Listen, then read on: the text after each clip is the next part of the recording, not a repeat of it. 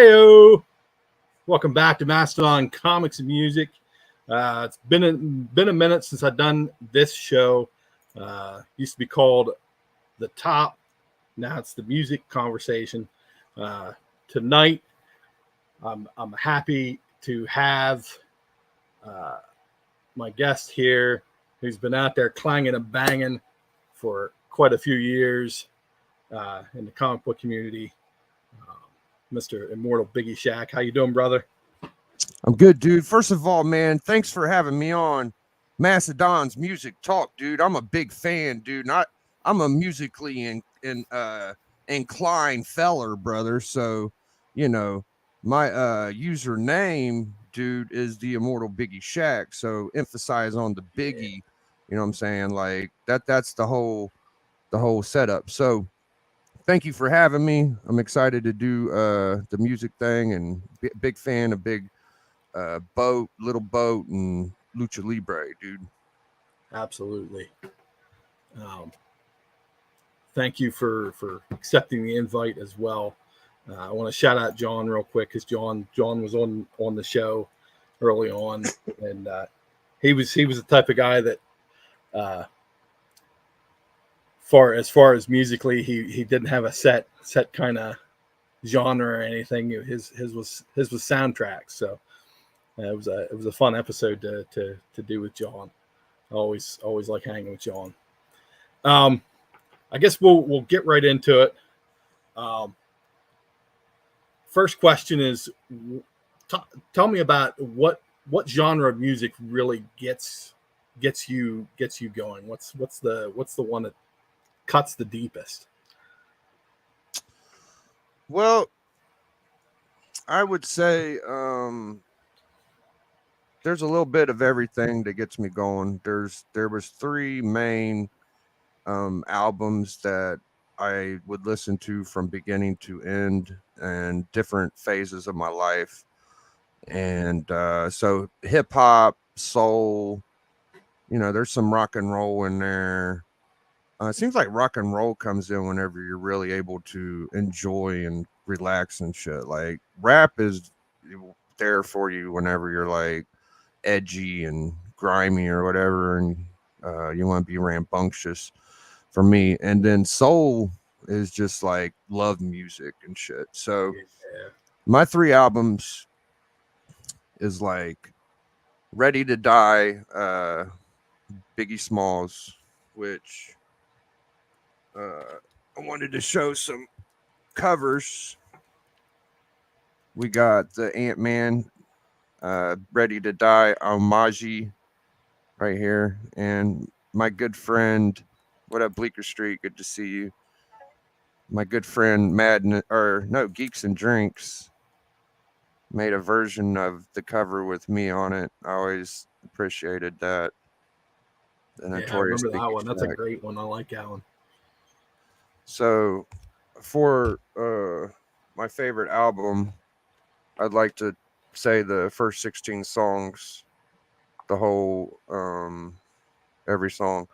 So the intro is very this is basically a history lesson in hip-hop music, in my opinion, because in the intro you have 3 or 4 different beautiful songs. They weren't hip-hop. Well, the last one was a rap song, but once you listen to it, starts, the very first thing you hear is Curtis Mayfield, Superfly, is the first little bit of music you hear in this album. And it proceeds, and then you get to like rap at the end of it. But the intro kind of gives you a brief summary of hip hop. And here we go. We got Biggie Smalls, right?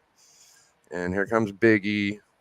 And at the end of the intro, I believe there's some Snoop Dogg and Dr. Dre. So that's very cool. We got Things Done Changed is the second song. Give Me the Loot's number 3. Machine Gun Funk's 4. Warnings 5. Ready to Die 6. One More Chance 7.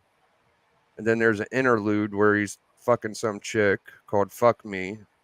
Yeah. And that one never went over well whenever you would play it at your friend's house. Once it got to that part, it was like skip past that, because you could listen to everything else. You couldn't listen to that part. So, Juicy Everyday Struggle, which is my favorite Biggie song. Me and My Bitch, Big Papa, Respect, Friend of Mine, Unbelievable, and Suicidal Thoughts. So that's my favorite. Shout outs to Rated I. But my other two albums I like the most was my second one is Superfly Curtis Mayfield soundtrack. It's got Give Me Your Love is one of my favorite songs. Mm-hmm. Your love, you know, Such it's a really fantastic album. beautiful song. You know, Fred is Dead. Yep. I love that song. Yeah. There's just I can't name them off the top of my head, but I listened to that for a long point in my life. And then James Brown, I got some CD from a gas station. It was a live performance of James Brown performing in Georgia, Augusta. And shit, I must listen to that for like 3 or 4 years. So besides that, you know, rock and roll, Jim Morrison's my favorite head singer. And then probably Black Sabbath is my favorite rock band. Yes. Very cool. I know that was a lot, dude, but yeah. Well, you kind of covered the second question, which is albums in your lifetime that have really struck a chord, and with those three albums that really covers that question. okay. I guess, do you remember the first album you ever purchased or received or whatever? And is it still relevant to you today? Remember the first albums that were gave to me was like a Poison album and a John Mellencamp tape and an MC Hammer, and I had the Fat Boys like pocket player or something. Yeah. And I mean, like the first like few CDs I got, I don't know how I even got the Chronic. I think it was just I bought it by my friends, but like I had to get my mom to get me one once, and I vaguely remember I got the Friday soundtrack, and she went to buy it, and she saw it had like a blunt on fire, and when she asked me what I never seen it, I just knew I wanted it. I never seen the picture, and she was like, "What is that?" And I said, "I don't know. It's probably a turd or something. I don't. What is that? I don't know what that is." Because I was like 13 or something. I don't even know how old I was, but yeah, that was interesting. The Friday soundtrack. That one, I was kind of when I felt like I'm getting something that I'm trying to get, you know, instead of what I can scrape up.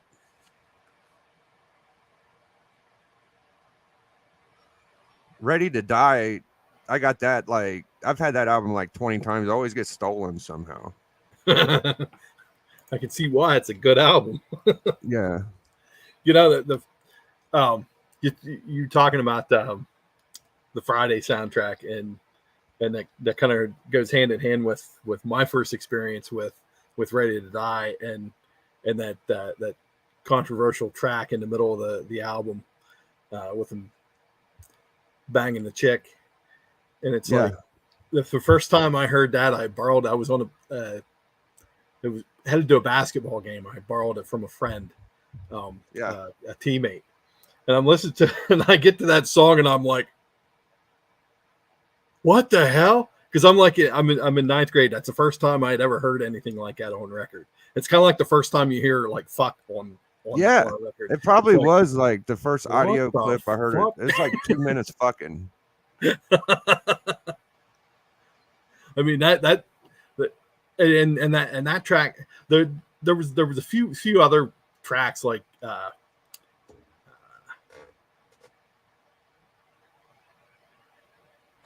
the one track off of Appetite for Destruction, but it wasn't that in depth. It was like a few seconds as part of the song, or what was the other one from White Zombie, where the girls moaning in the background. It's like that, you know, that track blows those out of the water. Oh, okay. You're like, what the hell? when you're in ninth grade, you don't. It's not something you expect to hear on a record. No, I remember I was at my buddy's birthday party and we was playing the Biggie. Everybody loved the Biggie when it was out. It was like, oh yeah, we're gonna play it.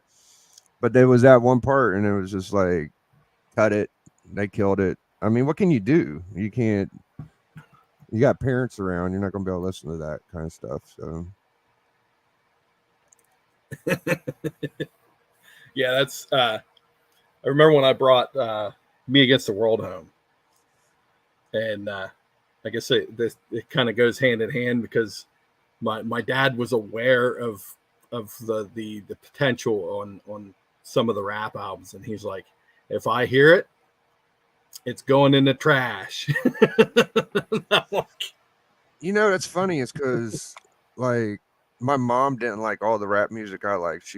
I was telling Donnie before we came out here, like if you was going to interview somebody in my family, it'd be my mom, because she's like a legit rock and roll like aficionado, dude. Like I don't know if it's Jimmy Page or what's the other one's name, Donnie? I forget already. Robert Plant. Robert Plant. Like one of them two's her favorite. It switches like me and Neil Adams and Ramita. It's like that's how it is with her. Like she loves them both, and she's seen a bunch of cool rock bands from back in the day. I'm pretty like, if I like something, I like that, and I'll venture out, but I'm hyper focused on shit I like. So here we got a question from the chat. Being a parent now, would you censor the music like our parents tried to? Little Shaq be saying some wild stuff, boy. I think he understands his filter. But I haven't really cut any songs from him, and he's got like an old soul, dude. He listens to 70s and 80s stuff, like love music and shit. It's really, yeah, he watches what's that one, all dogs go to heaven. That's pretty pretty nostalgic, kind of cool movie. I mean, he likes cool shit. Awesome. Yeah, I haven't really cut anything with my kids either. I guess when it comes to like the more like the aforementioned track from Ready or from Ready to Die, I probably would shelter them from stuff like that. Yeah, but for the most part, I haven't. Yeah, I don't want my kid dropping N-bombs or F-bombs or stuff like that, but it's in a lot of pop culture. It's a pop culture thing. Yeah. I've always found it interesting, like rapping and shit. Like we got Great Legend in here. My boy Dracula, we did like rap videos and shit. And it's very interesting how race and social times and politically correct, and you know, like a white dude should never say the N-word. And it's like an ultimate weapon for like black dudes when they rap, like they could use that word. You know what I'm saying? And I always thought that was interesting. It's very interesting. Like Eminem, I don't think I've ever heard him say that word. I don't think I ever heard. No. Yeah, I'm not a fan of that word. I don't think anybody should use that word, but absolutely not. But it is derogatory. Like when you listen to Biggie rhymes, dude, I'm probably gonna blow y'all's mind. I'm an advanced Biggie Smalls fan, and this is gonna sound crazy and conspiratorial. Okay, so I recently found out that the chick that Busta Rhymes is talking to in the Big Papa video is actually a man. There's a part in the video where there's a chick pissing in the men's room. Oh, yeah. It definitely is that part. Now I'm letting y'all know the chick, she's also in another video. I heard it's Hype Williams' sister or some shit, or brother. And Busta Rhymes is talking to, that's a dude. And Biggie comes over and starts macking her. And then she's in the Warning video also. And Biggie would say like subtle homoerotic rhymes before all of this stuff. And now that's like one of the more famous things or more trendy things, dude. And I'm not, you know, I got a weird way of thinking of things, but I could see like see shit, you know what I'm saying? So Yeah. That's the first time I've ever heard anything like that. it's weird, dude. Yeah. Look into it if nobody believes me. I mean, I'm a Biggie guy. You know, everybody can do what they want to do, but it's just what it is, dude.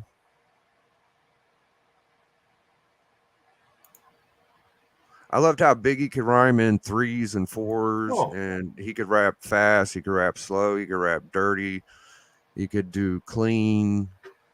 I heard that when he freestyled. There's a biography on Biggie, Larger Than Life, and Fat Joe said that him and Big Pun was like Bal and Biggie just murdered him, and he would fuck Nas up. He'd fuck. Nobody could fuck with Biggie, dude. Like, no, there ain't like footage of it and shit, but like people say like he would probably dominate anybody in like a freestyle, or that's just my opinion though. Mm-hmm. I mean, back then there were some big time rappers in New York, so I mean he was the big dog, dude. He wasn't the king for nothing, you know. Jay-Z was very minor leagues compared to Biggie at that point. Fucking Snoop Dogg and Jay-Z cashed in off of Biggie and Tupac's death. Snoop would advertise saying shit about Tupac and doing Tupac songs and shit, and so would Jay-Z. Jay-Z would rap bar for bar Biggie rhymes after Biggie died for a long time, dude. Like there was a whole album where it was all Biggie shit. I'm giving y'all the truth, dude. That's why I'm here, brother. Thanks for having me on, Macedon. It's pretty crazy when you reflect on that, and it's like, holy shit, you know. Yo, I'm giving them that science, dude. Yeah. You know, we're comic book collectors. We like cool shit and interesting thoughts.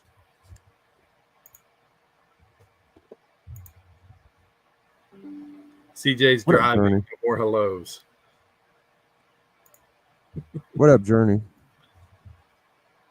So for the guys that weren't here earlier, I got my own Biggie Smalls cover. Ready to die, dude. What's up? Fucking great. Bam.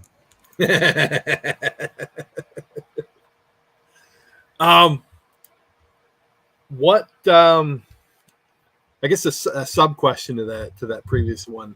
What format of music do you like the most? Like CD, vinyl, cassette, 8-track? I like the kind of music that helps me fight when I play Tekken. So it's a lot of rap, and it's not a lot of Biggie most of the time. So it's like Pimp C and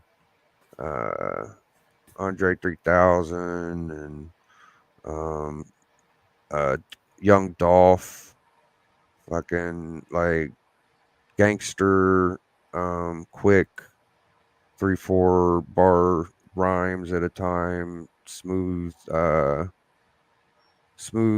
fucking lyrics where they're smart and witty, mean 2 or 3 meanings at a time, and just musical shit. Like I love rock and roll, bro. I love it. I listen to rock and roll all the time, but whenever I'm able to be by myself and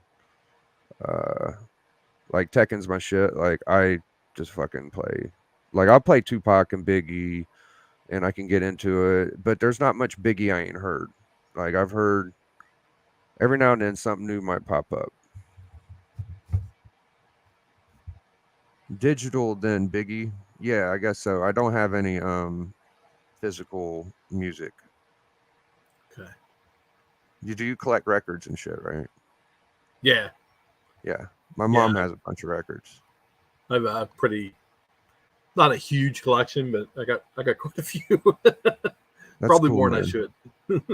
Some of them are worth money, dude. She was asking me to look up some of hers, and I can't tell if they're worth anything or not. Yeah, some of those, yeah, if you get, they're like comic books. If you get the right one in the right condition, and based on the print and stuff, some of them are worth a decent amount. Yeah. Put another dime in Sometimes the I feel like a jukebox, goof. baby. There for years, I didn't know anything about comics, and I'd see a big pile of comics and say, I'm sure there's something in there worth $100. I don't know what the fuck it is. It's the same way I feel about records now. I might be able to pull a lucky one out if I dig enough, but every time I go to a record shop, I ask if they got any gold record reprints. that's, all, that's all I do, dude. um, do you have any concert memories or stories that really stand out, or favorite recollections, if any? I went to like 3 or 4 concerts. I went to the Up in Smoke tour with um Snoop and Dre, Ice Cube, Mac 10, Dub C, Warren G, Nate Dogg, and Eminem. And it was like Eminem pinnacle time. It was like Eminem is a fucking superstar, Yeah. And it was fun, dude. I went with one of my buddies who's crazier and shit, and we had fun. And it wasn't my favorite experience. I think my favorite was when I went to the Puff Daddy and Family tour, and it didn't have Biggie, but it had Busta Rhymes, and Busta Rhymes replaced Jay-Z because Jay-Z was supposed to be there, so Busta was there, and it had the Locks and I think Cameron and a bunch of people, Junior Mafia. So they did play like Warning, like whenever Puff Daddy called, and I got to be at a concert while Biggie played, but he wasn't there. So that was probably my favorite part. I was going fucking crazy. I was like, yes, yes, yeah. So those were fun, dude. The best performer out of all of them was Busta Rhymes, though. That was probably the best I've seen. I had heard that he put on a good show.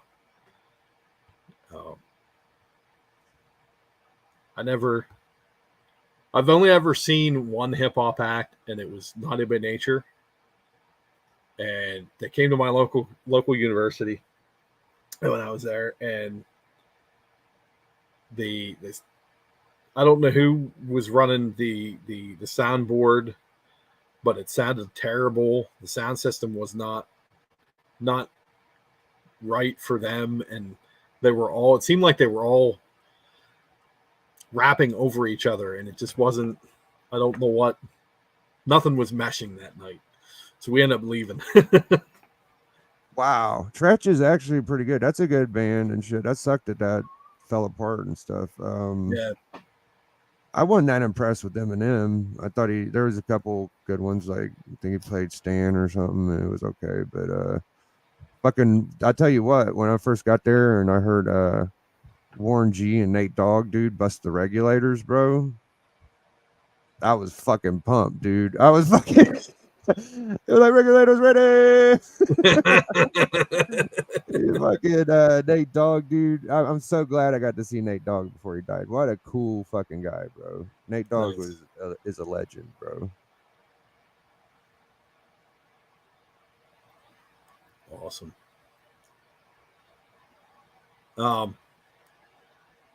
That's really the only regular questions I had. I don't know if there's before I do the fun little pivot questionnaire. Is there anything else that you wanted to bring up or talk about? Yeah, man, I could go on and on and on about some Biggie Smalls and some James Brown, Curtis Mayfield. Okay, so I'm gonna bust down my scientific equation. All right, dude. So when I told you in the beginning, the first thing you hear is Curtis Mayfield and on the Ready to Die. And to me, when I listened to Curtis, dude, he was a real rapping ass motherfucker, bro. Curtis Yeah. Mayfield spit shit, dog. Like and the most sampled, in my opinion, is Curtis Mayfield. All Oh yeah. all his music sampled. I mean, besides like the West Coast likes to sample shit in Ohio. Like the funk and all that shit came from Ohio and Toledo and fucking Zap and all them motherfuckers. So they brought some of those dudes to the West Coast, and that's like most of their favorite shit's funk. Fucking I got lost where I'm at. Oh, Curtis Mayfield, right. So I think that he's the most sampled, but here recently I've been hearing people saying that James Brown's the father of hip hop. Like his soul and his shit made it was the beginning basically. And Mm-hmm. I could see that theory being realistic, but in my opinion, I think Curtis is the first. So that's just all that's what I got. Yeah. Yeah. If you, I guess Superfly in particular, um, there's a couple tracks on there that he's out and out He's rhyming. kind of singing. He's a Yeah. singing dude, but they're all Right. rhymes. Yeah. Like put Pusher Man, Yeah. um, and the Freddie, what the heck, Fred is dead. Freddie's dead. Those Yeah. Give two me your love. understand. Fred is Yeah. dead. Yeah. Superfly. I think it's only They, like an 8-track album. It's not that big, yeah. but They stand out as yeah, man, they're out good. and And then if you listen to enough, dude, you hear Curtis Mayfield and a bunch of Dr. Dre. I don't hear all the James Brown everybody be hearing, dude. I don't be hearing all the James. I be hearing Curtis, dude. I don't be yeah. hearing all the James Brown. Yeah. Like when I hear James Brown, I'm like, oh, that's James Brown. You Right. know, but If there's James Brown, I would think not lyrically, but I would think maybe some of some of the beats and the samples and beats and music, stuff. yeah. Yeah. Because I have I can't I know I can't pinpoint the songs, but I know I've heard some of them. Like, oh shit, I heard that in a James Brown record. Yeah, I heard it on clips. I think Grindin' is a James Brown beat, and there's a bunch of James Brown stuff in their shit. I can't think of a bunch of other groups that use. Okay. Nas has used James Brown. Mm-hmm. Um, there's a few, dude, but I hear Curtis every fucking where, bro. Yeah. Biggie, um, probably like most of New York, fucking Jay-Z, Nas.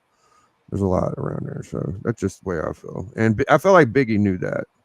So everyone uses funky drummers. Yeah, the funk, dude. Funk is Yeah. maybe more important than Curtis, dude. Like the funk shit was a big push. See, I'm from Ohio, so I don't be saying that shit. But if you're really gonna talk about like rap and shit, you got to bring it up at some point. Yeah. Yeah. Like all the stuff that Parliament was doing, or maybe even some of the stuff that the Commodores were bringing in. The Ohio Players Club, the The Ohio fucking players. what's his name? Zap. I Yep. don't know his whole fucking name, but he be having the fucking straw in his mouth and wow, wow, wow. Yeah. You Yeah. know, Yeah. yeah, dude, that's all Ohio, bro. All them fucking Cali dudes. Actually, I heard that the dude that Ghost wrote like fucking Serial Killer with Ice Cube and Dr. Dre, that was a dude from Ohio. Yeah. He did that song. He did another couple songs. So Biggie was a different dude. I don't think anybody wrote for Biggie. Biggie was the pinnacle of motherfucking excellence, dude. Like, he had a pad for a little bit, then he didn't write a shit, and he beat everybody every time. Okay, that's why I like him. He's fucking cool. You know, it's like Hogan. He beat them all. Everyone stepped up. Everyone fell, dude. And that's, you know, Hogan, Biggie, and Shaq. They come on, come on, dude. And he was a bad dude. I miss him every fucking day. I fortunately get to see Shaq and Hogan do their thing, but Biggie is gone. It would have been a whole different. I think he would have changed pop culture enough to where the trends and the way media is going would be different. Pac or Biggie. Yeah, If either one of them I would have agree. stayed alive, the way we act and are now would be different. Yeah, that's that whole speculation. You know, some of these guys, if they were live today, or would have had a little more time in the chamber, that, you know, I had this shirt. what would it look like? You know. Yeah, I had this shirt. Donnie said, if Biggie was alive, 99% of these rappers would be working at McDonald's. I believe it. There wouldn't have been a lot of shit that happened. Definitely Biggie. Like, Biggie had such a dynamic grasp on what was going on at the he was phenomenally good. And I'm gonna talk about another thing, like adolescence as a child. This is what I think of music. Okay, music helped me get through my teenage years. Whenever, you know, you're experimenting and you're trying to meet girls and you're trying to figure out your life and all this shit. And music really wasn't that cool to me. Like, I would hear music, I'm like, that's okay, whatever. I don't like it. You know, I'm not into. I would be into other shit. And then the Biggie came around, and I was like, oh, dude, there's this fat, ugly motherfucker that's getting mad pussy, dude. Like, they all want to fuck him. Like, it was like, it gave me a confidence. It was like, I could be fat and sloppy, and, you know, as long as I'm funny and able to be smarter than everybody, then, you know, maybe I'll be able to do something. So he gave me that confidence, and that's what I appreciate from him. I feel like some people may have the same experience. Like, they may not be in the best mental shape, and then they run across some music that really grasps them and helps them get through a time and stuff like that. Yeah, I have a few albums that prop me up in my time of need. That's for sure. Van Morrison's Moondance is one of them. You know, that's the nice thing about music, is it's there if you need it. It's always there if you need it. You know. So, what's your album? Since we figured out mine, I'd like to hear what yours is while I'm here.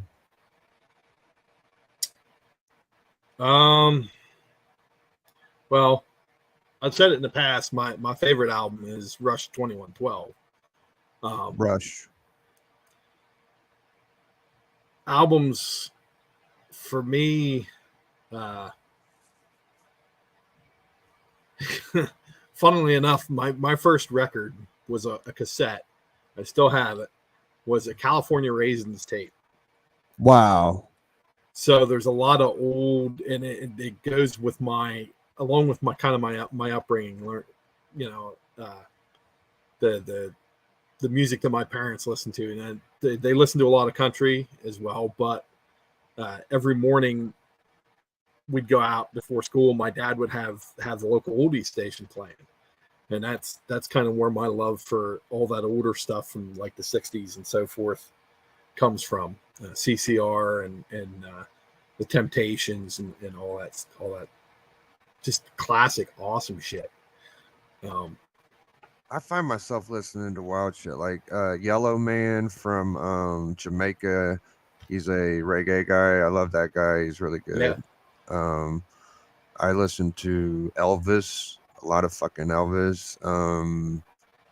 Who else is the old guy I listen to, dude? I don't know, but Elvis, yeah. I love Morrison. He's my favorite singer. Queen's pretty good.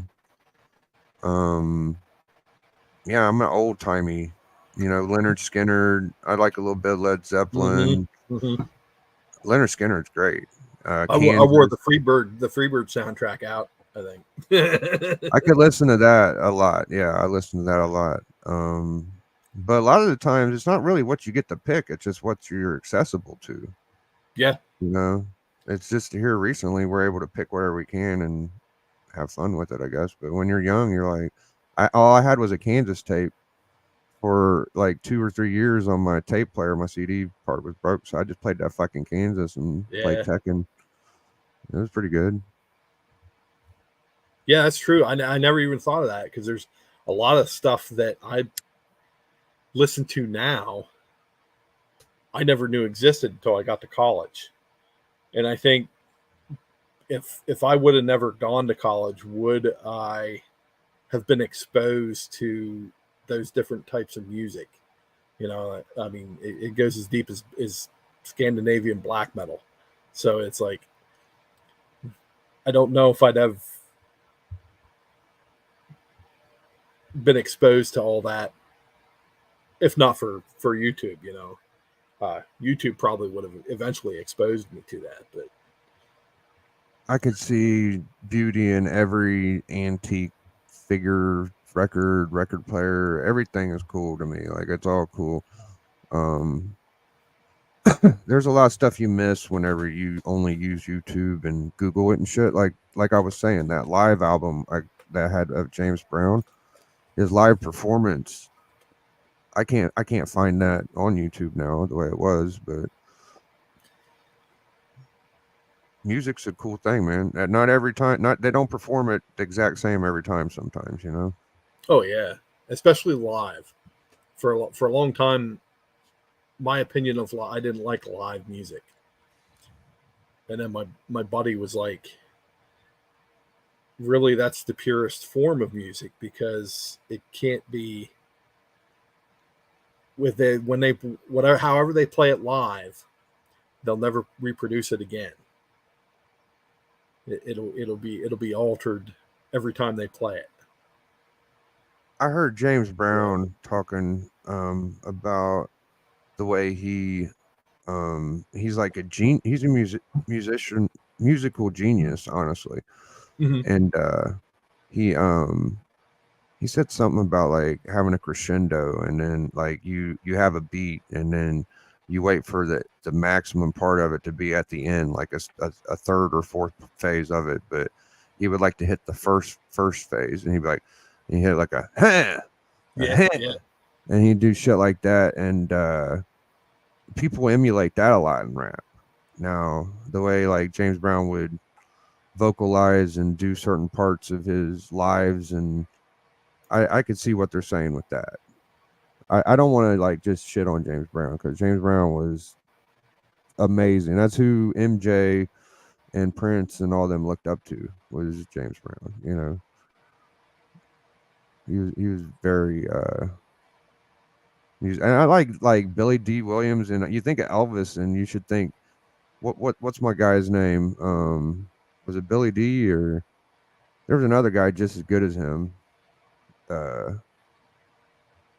Shit, I can't remember all their names, but yeah, man, it was Elvis. Elvis got over because he was the white dude. Yeah. There was other guys just as good. Johnny B. Bad. Who's the guy that sang Johnny B. Bad? Oh, Chuck Berry. Chuck Berry was fucking way better than Elvis. Oh yeah, Chuck Berry, Little Richard. Yeah. They. I don't want to say. I will say it. They blew him out of the water. Oh man, when you really got to see him like do shit and like on a performance, dude, they were way better. Oh well, I love Elvis too, though, man. Don't get me wrong. Like, Elvis was a genius. I agree with that one. He was very influenced inspired Big by. James Brown fan. Get on the Good Foot gets me excited. It gave me like energy when I'd hear it. Like the best romantic song is the "Give Me Your Love" on the Superfly soundtrack. And then the best cocaine getting high song is I think it's Superfly. I can't remember the name of the damn song, but yeah, there's songs for times and celebrations and shit. Like I find that too. Like you're smoking weed, you play bone weed songs and shit. House of Pain, hits from the bong. I don't know, man. Gaming and hip hop is synonymous with me. Like I would game with my buddies and we would listen Wu-Tang and whatever, dude. Scarface. I remember this one time we was gaming, listening to music, right? And me and my buddy was playing Tekken, and I beat his ass so bad he punched me in the mouth. Bop. And I just put my controller down and I punched him back. And we were just up there rubbing our chins, like told each other like we just punch each other in the mouth over Tekken, pretty stupid. Well, there we go. That's a name I haven't thought about in a while. Good stuff. Buddy Holly was good. My grandpa used to listen to two types of music, country and western, and he liked Hank Sr. Yeah, a little bit junior. Hank had if you ever get a chance, there's a large collection of Hank's stuff, and it's just ridiculous the amount of music that he produced in such a short period of time. It's unreal.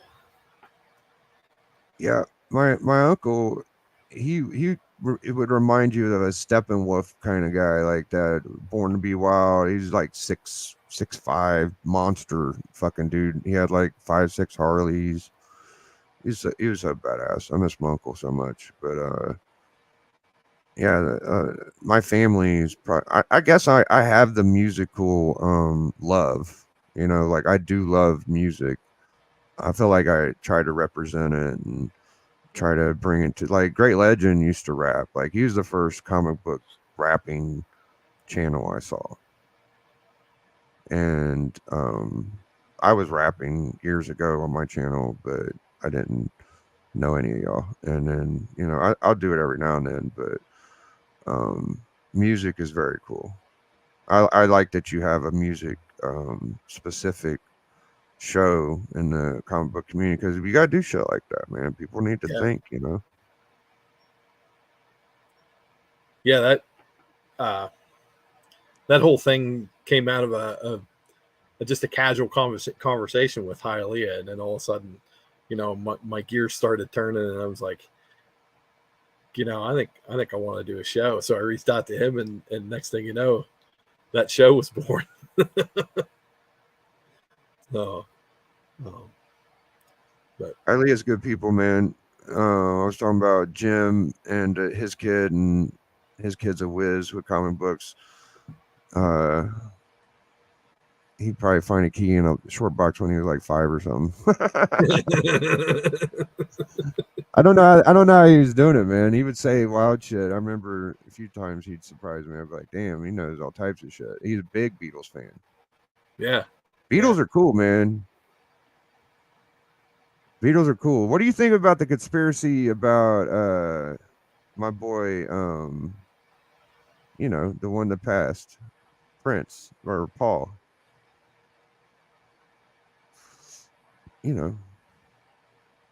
Did he ain't that his name? What's his name? The guy that they think's dead?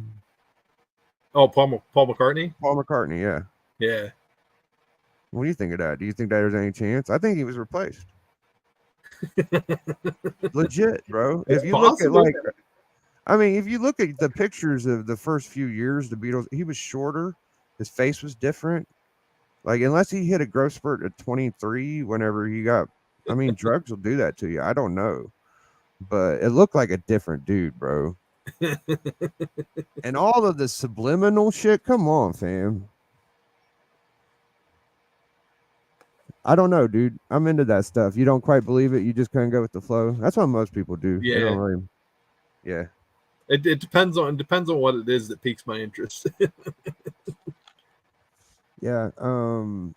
I watch this one guy on YouTube. His name's Ratchet TV. I'm actually a member of his shit, and he's I don't pay for it, but he's into conspiracy stuff, and we was talking about Michael Jackson and all this like makeup and clone and weird like skins and robots and shit. And I mean, any of it could be. I mean, at the very least, like they could have me and you on the screen right now, and they can make my face look like Jack Black and make your face look like Leonardo DiCaprio or something. You know, they could do whatever they want, and people would probably believe it.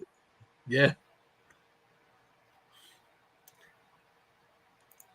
It's kind of creepy. I've heard this before. He is the walrus. Everybody knows what the walrus means. Yeah.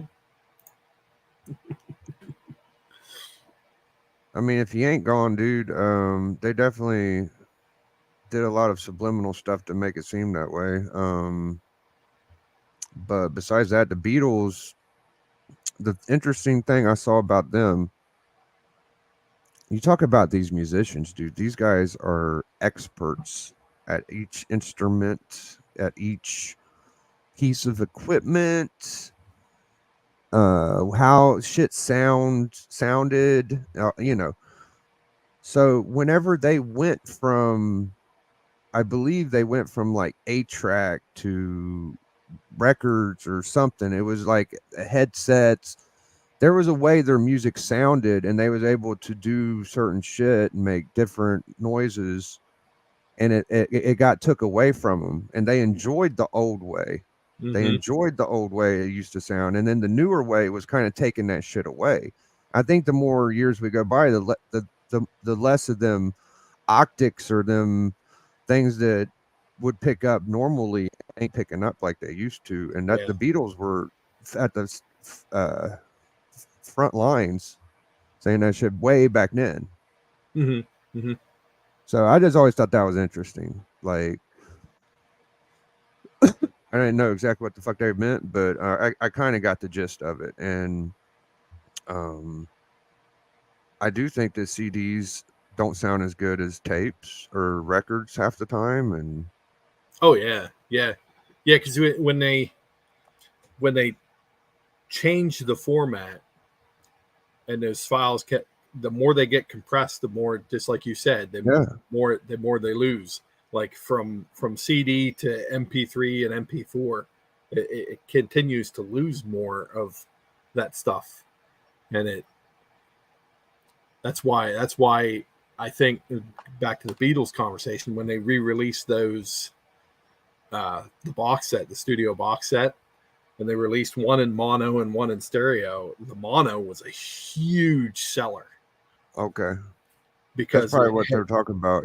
Yeah, it contained all of that stuff that had been missing for years after they moved it or re-released it in those other formats. So yeah, I agree with that.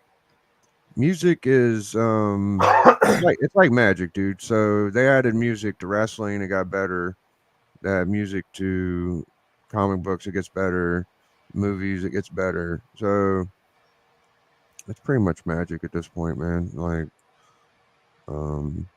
I wish we could just play it all the time. I play a lot of music on my channel, probably more than most people do, and I get a lot of warnings and shit. But I'm afraid of the warnings. That's why I don't. Otherwise, I would.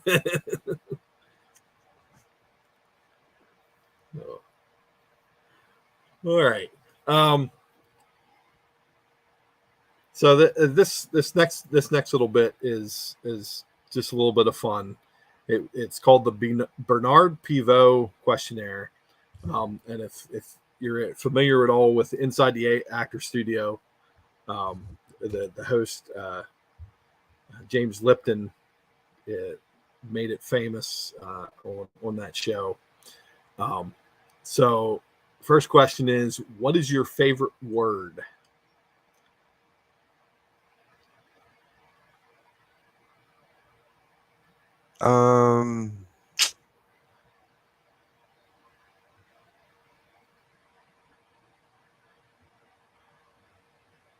Favorite word.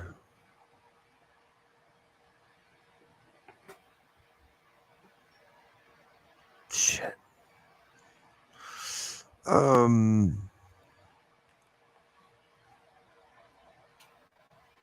That's a tough question, man. I guess I'm gonna go with I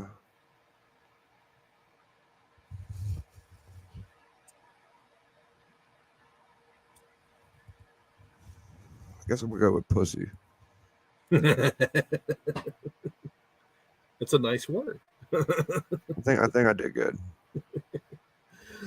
What is your least favorite word?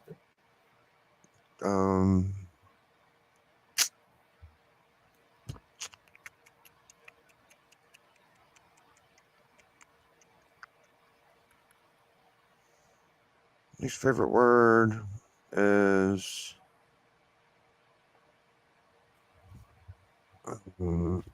probably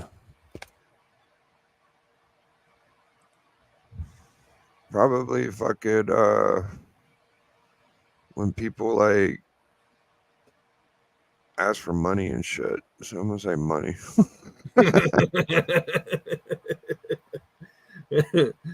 What turns you on?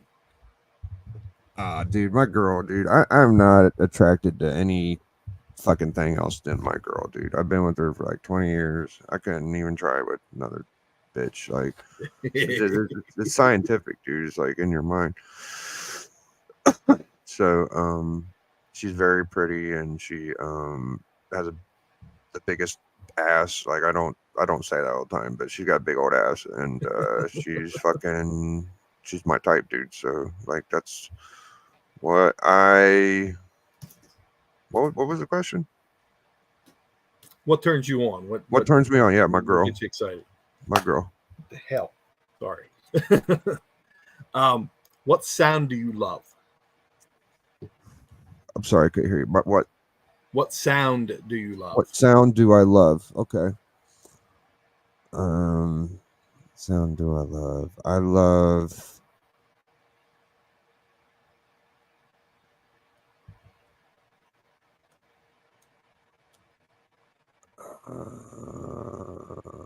I love to hear my son talk. He is so cute. That's a good sound. Kids, sounds coming out of kids is just, they're given. What sound or noise do you hate? When he cries. When he cries, yeah. If my mom or him or my girlfriend, I break down. Like, I'm like crushed. That's usually when I'm doing my best, is when everybody's doing pretty good around me. Yeah. What is your favorite curse word? Favorite curse words? Yeah. Fuck, probably. I'd say fuck. I love fucking saying. I say fuck after everything. Saying fuck in Ohio is like saying I love you, dude. People don't understand. Like, if I ain't saying fuck every other sentence, then I must not like the motherfucker that much, or they ask me not to cuss.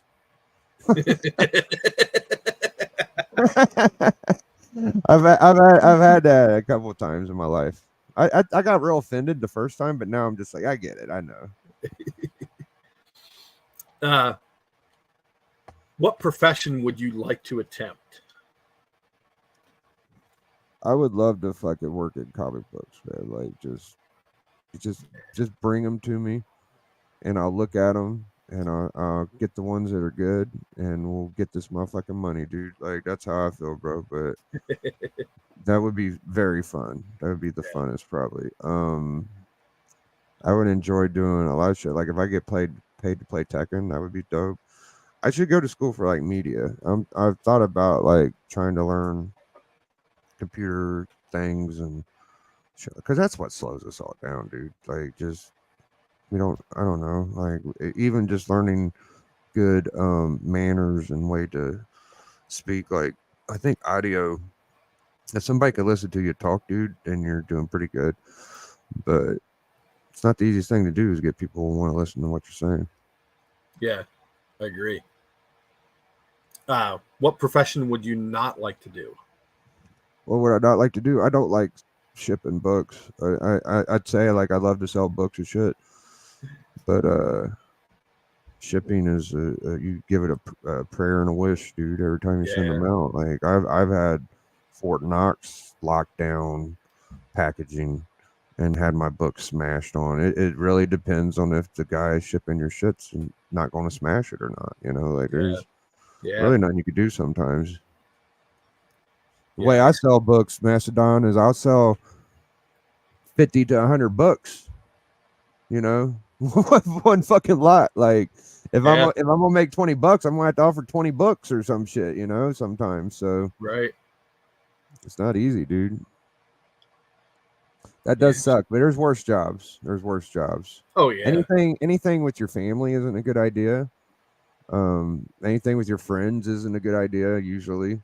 Like it can work, but if it don't, then you're fucking stuck and it's going to suck. So because then you have potential to you lose that relationship and you lose the venture that you got into with them. Yeah, it's like my girlfriend's favorite. They'll try to sell her cars and shit, and I'm like, just please don't. Just try not to. You know, like it's not worth the hassle. Yeah.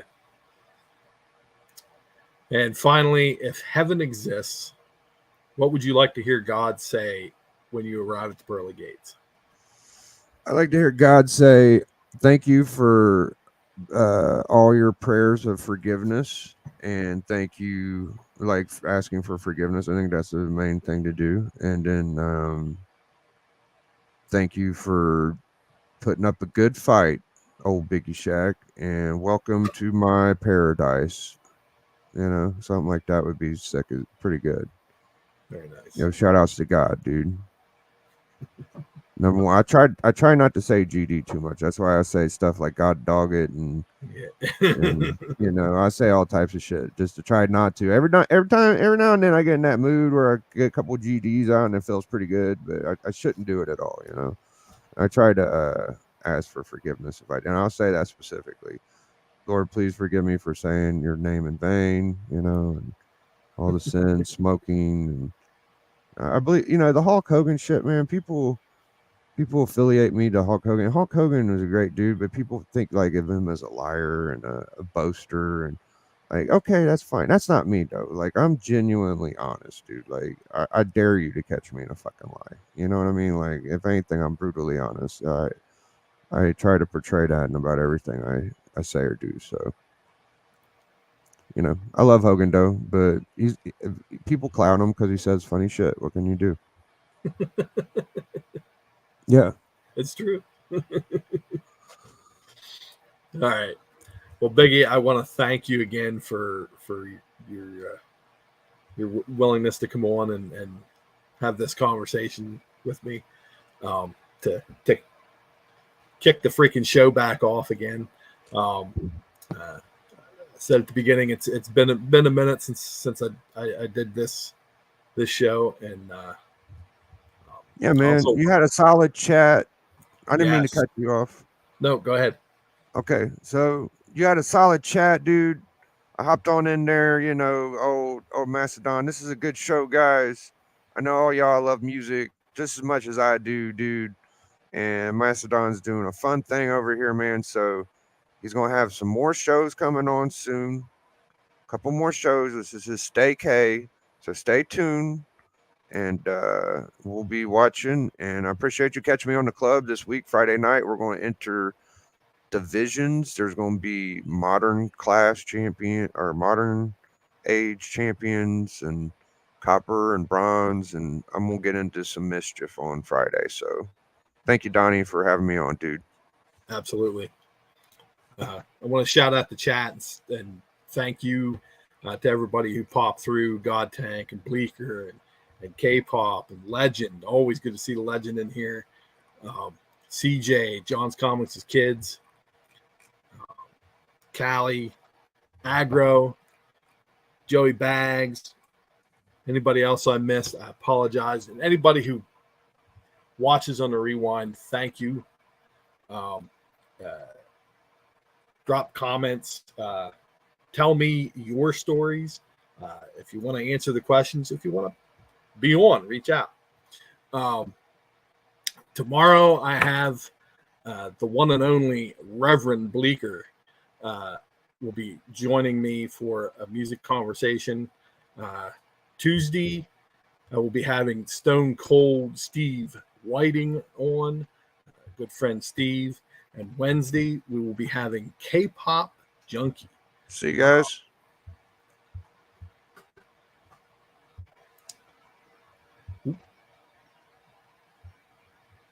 And then Saturday, all types of action. All types of action. Sorry. And Saturday night at 8:00, we will be having the regular cover to cover with the Boatwrights and Hialeah. We're covering snow, 12 inches. Oh my God. Snow. Yeah. That's Little Boat's fault, right? Little Boat's fault. Golly, Little Boat. He dropped the ball on that. He's like, one hit wonders. Let's go with snow and former 12 inches of snow. It's like, what? to defend him, he was against the wall. Yeah. And he had to pick one. He only had 8 months. Yeah, he only had 8 months. Did you give him you really didn't give him the topic months ago. He probably had a couple weeks.